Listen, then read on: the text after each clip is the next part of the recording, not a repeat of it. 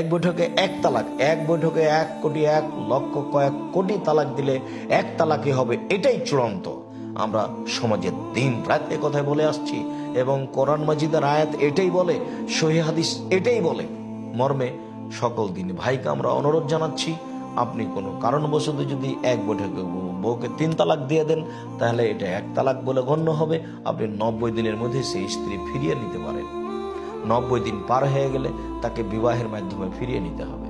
কোনোদিন আবার তালাক হয়ে গেছে, তখন আপনি তাকে 2 তালাক বলে হিসাব করে আবার স্ত্রী ফিরিয়ে নিয়ে সংসার করতে পারবেন 90 দিনের মধ্যে।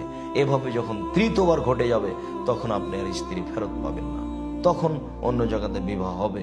তখন সে কোনো এক সময়ে কোনো এক পর্যায়ে যদি তালাক দিয়ে দেয়, তাহলে আপনি তাকে বিবাহ করতে পারবেন। এ আবার কোন মজাকীয় কথা যে রং করে বিবাহ দিবে, রং করে সকালে তালাক দিয়ে দিবে, তারপরে আপনি বিবাহ করবেন। ধর্ম কি কোনো খেল তামাশার জিনিস?